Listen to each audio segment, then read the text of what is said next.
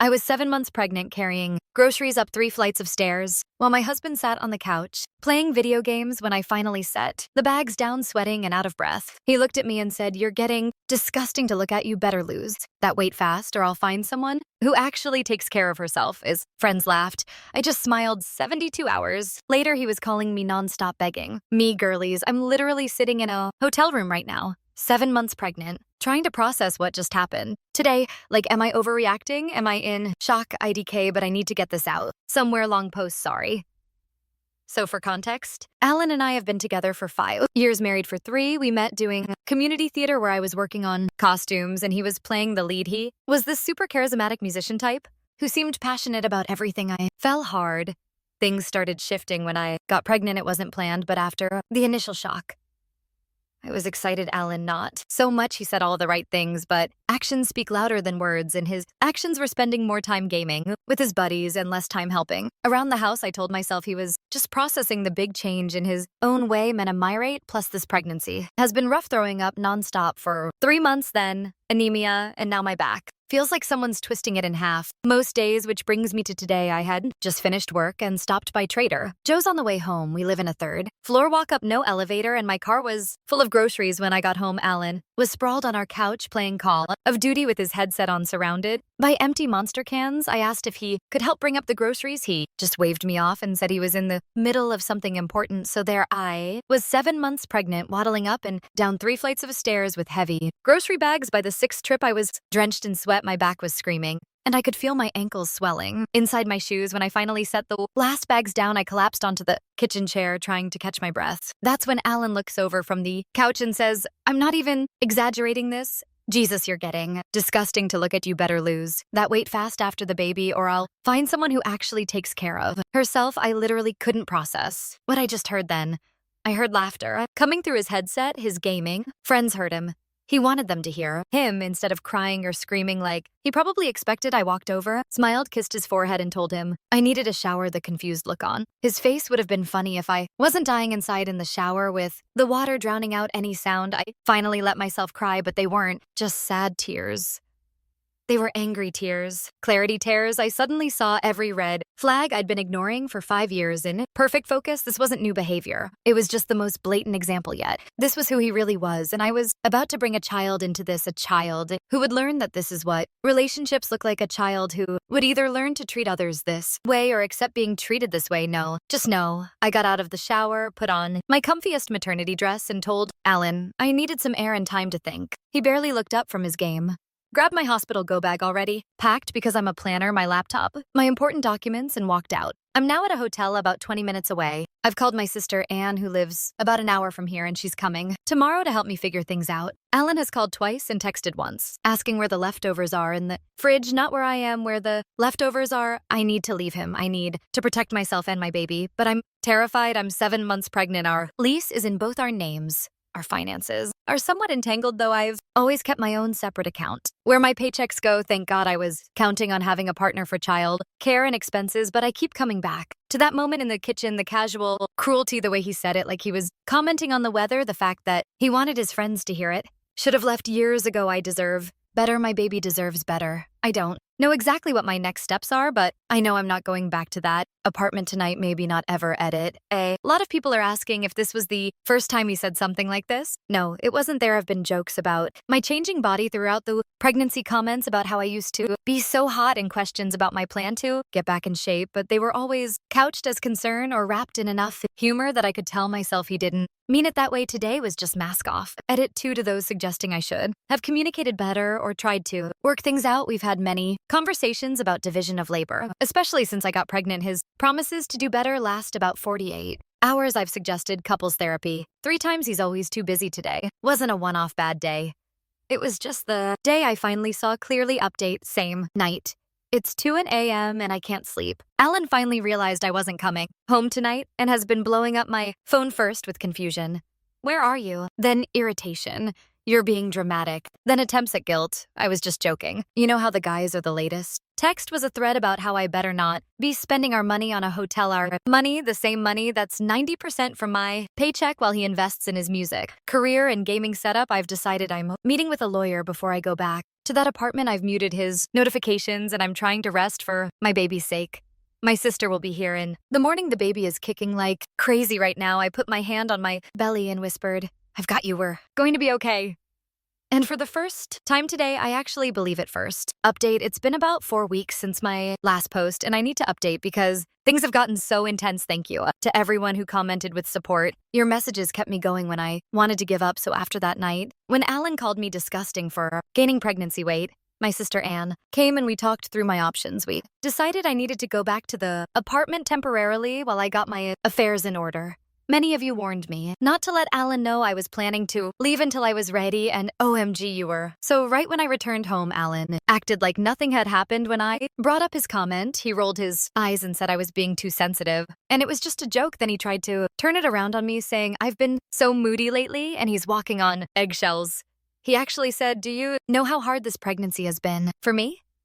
For him, I nearly lost it, but I remembered my plan, so I took a deep breath, apologized for overreacting, and said I was just tired and hormonal. The relief on his face was immediate. He thought he had won, that I was back in line and everything could go back to normal. Little did he know I was already consulting with a divorce attorney. The past month has been one of the most challenging of my life. I've been living a double life, outwardly playing the role of apologetic pregnant wife while systematically preparing to leave. Here's what I've done so far. I've been keeping a detailed journal of Alan's behavior, including dates, times, and exactly what he says. I've also quietly recorded some of our conversations on my phone where he's been particularly nasty. My lawyer says this could help with the divorce. I've always kept my paycheck going to my personal account, thank God, but I've now moved my direct deposit entirely to a new account at a different bank. I've been slowly moving money from our joint account to my private account in small amounts that wouldn't raise suspicion, basically reclaiming what I've contributed over the years. While going through our financial records, I discovered something that made me sick to my stomach. Alan has a credit card in my name that I didn't know existed. He's racked up over $5,000 in debt for his gaming PC and other stuff. I've reported the fraud to the credit card company and provided evidence it wasn't me. I've gathered all important documents, births, certificate, marriage license, bank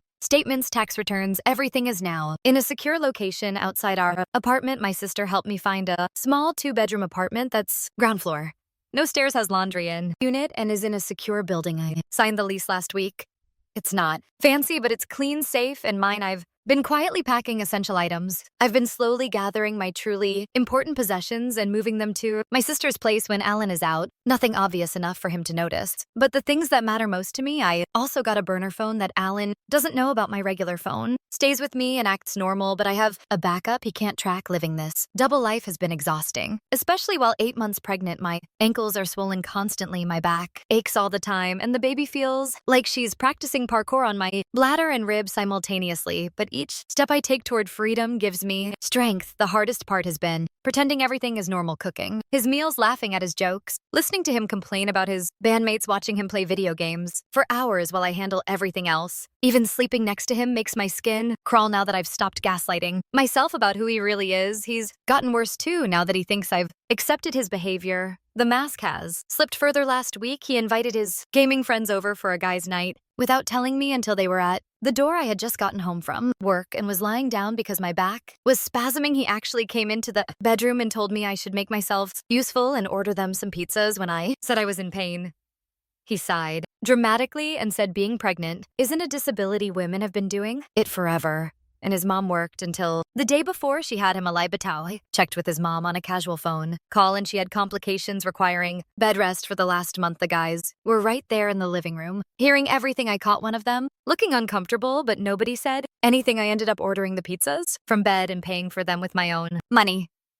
When they arrived, Alan yelled for me to get the door because they were in the middle of a match. I had to haul myself up, walk past all of them in my pajamas, pay the delivery person, and set out plates and napkins while they ignored me after they left around 2 o'clock a.m., leaving empty beer cans and pizza boxes everywhere. Alan came to bed and tried to initiate sex. When I said I was exhausted, he said, "Come on, it's not like you need to do anything. Just lie there, like you usually do."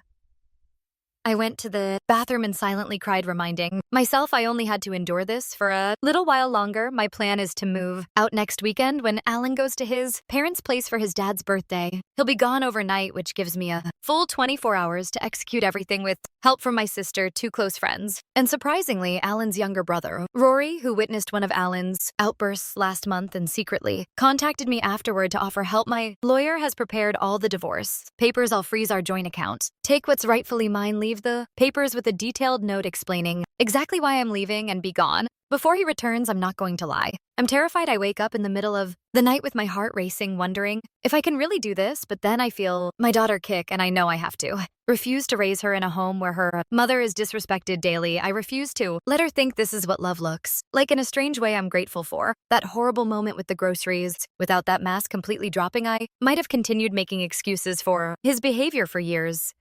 Sometimes I wonder what would have happened if I'd met the real Alan from the beginning. Instead of the charming theater guy who swept me off my feet, the red flags were always there. I just didn't want to see them because I was too busy being in love. My doctor says my blood pressure is too high, likely from stress, so I need to take it easy this final month. The irony isn't lost on me that planning to leave Alan is stressful in the short term, but absolutely necessary for my long-term health and well-being. To those who suggested therapy in my last post, I've started seeing someone virtually who specializes in relationship trauma and pregnancy. It's been incredibly helpful to have validation that I'm not overreacting or hormonal. This is real emotional abuse, and I deserve better. I'll update again after everything goes down next weekend. Wish me luck because I'm going to need it. Bestie edit. Just got a notification that this post is blowing up while I'm at my doctor appointment. Will try to answer questions when I get home. Thank you again for all the support. Update. Same day, just had to add. Alan just texted asking what's for dinner tonight. I'm literally at my doctor's appointment for our baby, which he chose not to attend because he had a really important band practice. Translation: jamming in his friend's garage for hours while drinking beer, yet somehow I'm still expected to provide dinner. I've been picking my battles to avoid suspicion, so I'll probably grab takeout on the way home. 4 more days until he leaves for his parents. 4 more days of pretending I can do this. Oh, and the doctor says baby girl is measuring perfectly and has a strong heartbeat. Not that Alan asked. She's already doing gymnastics in there. I think she knows we're about to start a better life. Yesterday, while Alan was gaming, shocker, I secretly ordered the cutest crib for my new place. It's being delivered to Anne's house next week. I've never bought something so expensive without overthinking it, but it felt so good to make a decision entirely for me and my daughter. I caught a glimpse of myself in the mirror this morning, getting ready for work, and I actually smiled, not because I looked particularly good. Let's be real.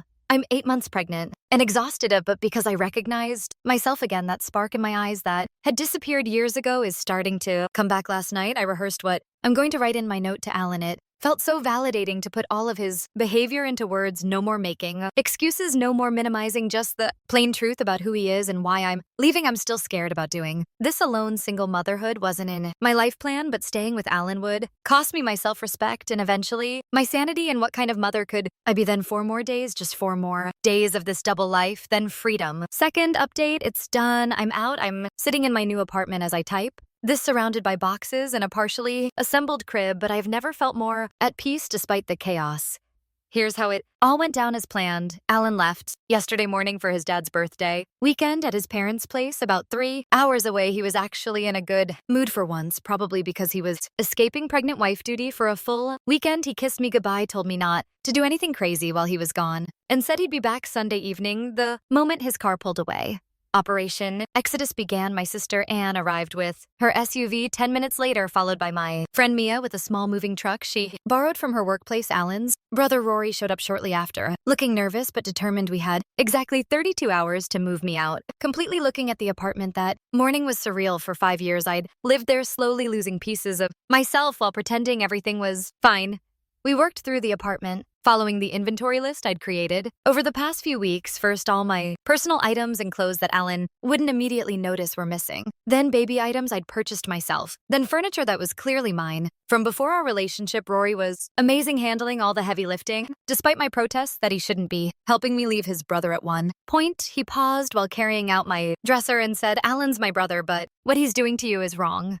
My mom raised us better than this." It nearly made me cry right there in the hallway. The most satisfying moment was disconnecting Alan's precious gaming piece, the one he'd fraudulently bought using a credit card in my name. I carefully packed it in its original box while Rory watched awkwardly. I could tell he was torn between family loyalty and doing what's right. I told him he didn't have to help with this part, but he just shook his head and carried the box to the truck, muttering something about Alan finally facing consequences by 7 p.m. Most of my belongings were out. We ordered pizza, seems to be a theme in my life lately, but this time it was a so I see you. See, so I celebration meal with people who actually cared about me.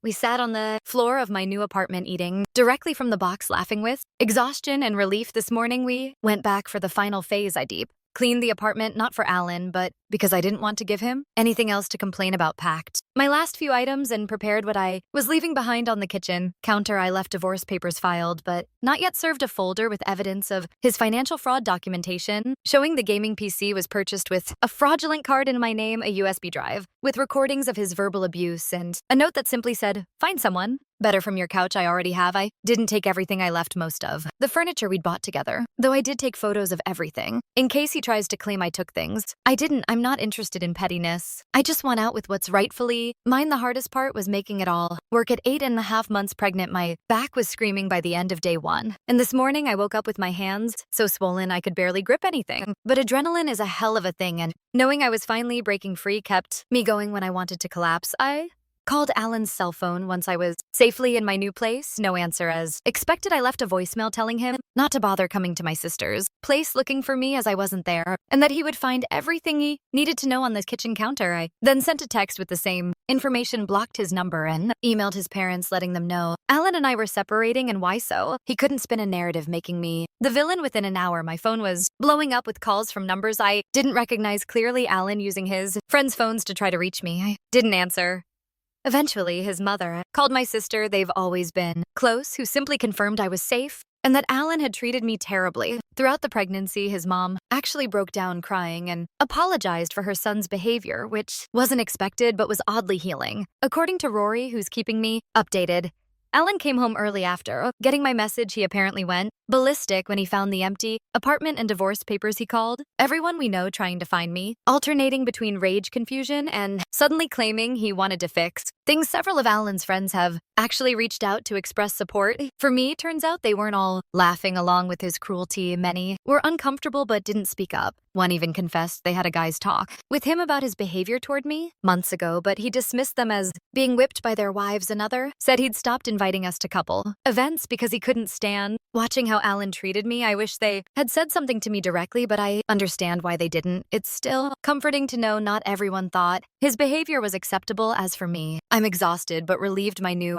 apartment is small but bright, with a park nearby and a small balcony where I've already set up a chair for morning coffee. My hospital is only a 10-minute drive away. I've changed my email addresses, created new social media accounts, and set up mail forwarding. I've told my workplace about my situation, and they've been incredibly supportive. The baby is due in just over 3 weeks, so my doctor suspects she might come a bit early based on my last appointment. I'm both terrified and excited to meet her. I never imagined I'd be doing this alone, but I'd rather be a single mom than raise her in a toxic household. I know the hard part isn't over. The divorce will likely get ugly.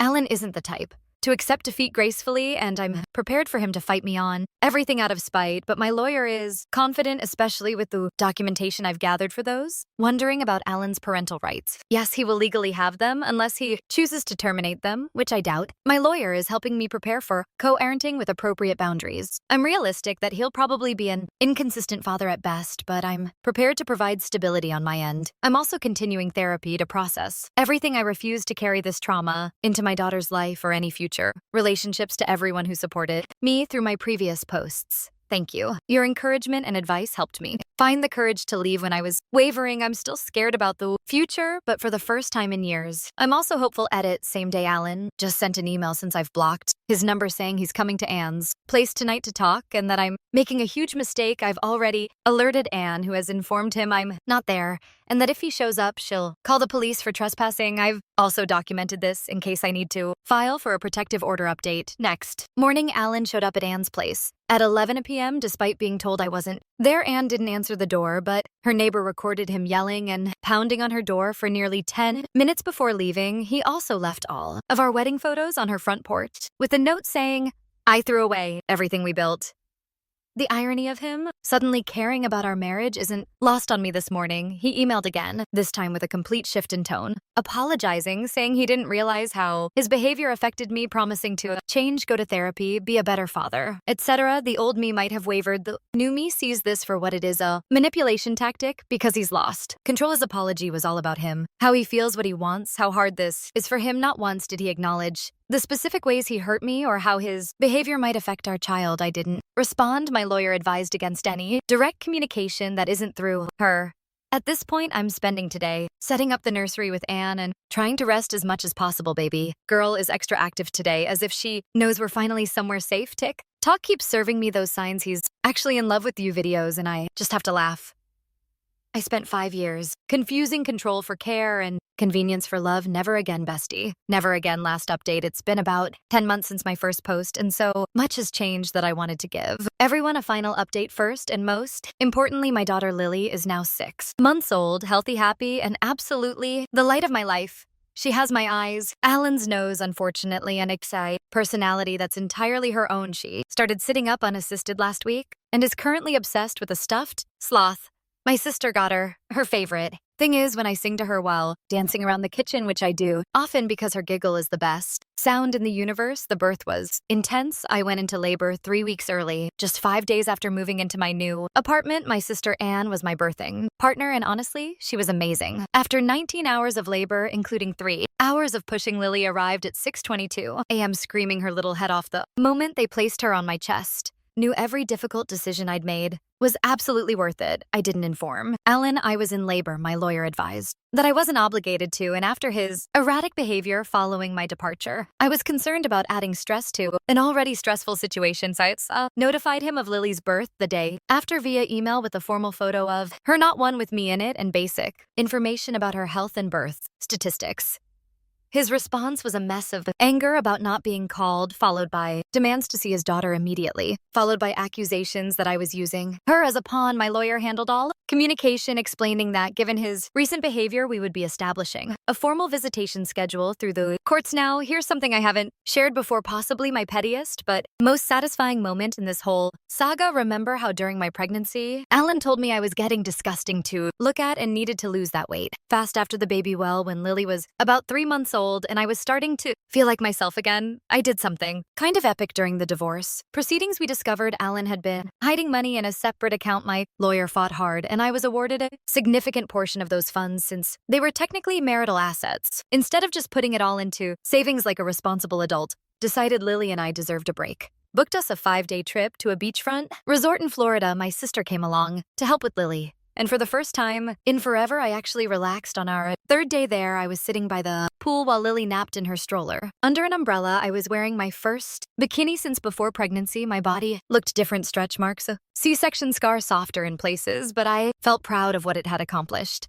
Asked Anne to take a photo of me in my swimsuit looking out at the ocean. Looked happy, confident, and yes, already a bit slimmer than I had been while pregnant. I sent that photo directly to Alan with just one caption already: slimming down, don't worry. Then I blocked him again before he could respond. Satisfying. You have no idea that moment of reclaiming my body, my confidence, and yes, some of his hidden money felt like the final piece of breaking free from his control. I never heard what his reaction was, but according to Rory, Alan was livid when he received it. The divorce proceedings continued to be exactly as difficult as I expected. Alan contested everything possible initially, demanding full custody despite having shown zero interest in baby preparations during my pregnancy. Then our entire apartment's contents, despite leaving the furniture when I moved out, and even my car, which I owned before we met his tune, changed dramatically when my lawyer presented evidence of his financial fraud and verbal abuse. Suddenly he was willing to negotiate. We finally settled. 3 months ago, I have primary physical custody of Lily. Alan has supervised visitation for 4 hours every other weekend. Child support was set based on his actual income, which we discovered was higher than he claimed. He kept his belongings, I kept mine, and we split the minimal joint assets. He's responsible for the fraudulent credit card debt. Is it a perfect outcome?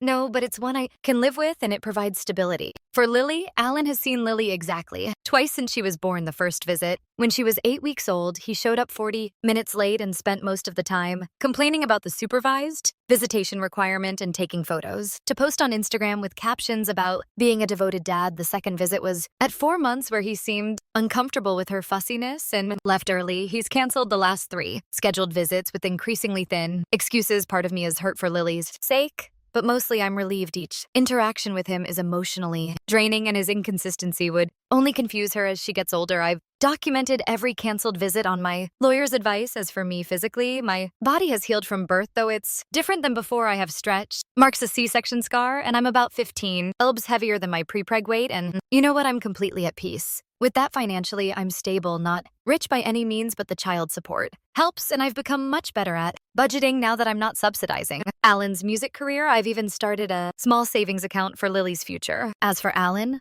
last I heard through mutual friends, he's telling everyone I had postpartum psychosis and stole his daughter and his money. He conveniently leaves out the part where he committed financial fraud and verbally abused his pregnant wife. His Instagram is full of posts about fighting for his rights as a father despite continually canceling his visitation. Classic idiot. Sometimes I think about that day with the groceries, how at the time it felt like the worst moment of my life, but in reality it was the moment that saved me. Edit. So many people have asked for a tax baby pic, but for privacy reasons, I can't share Lily's photo. Just imagine the cutest baby ever with chubby cheeks and a smile that could end wars. That's my girl. Just received a text from a number I didn't recognize. It was Alan's mom, checking in on Lily and asking if she could visit sometime. Unlike Alan, she's been respectful of my boundaries and genuinely seems to care about her granddaughter. I'm considering allowing supervised visits with her, separate from Alan's time. Lily deserves to know the family members who will love her consistently and respectfully.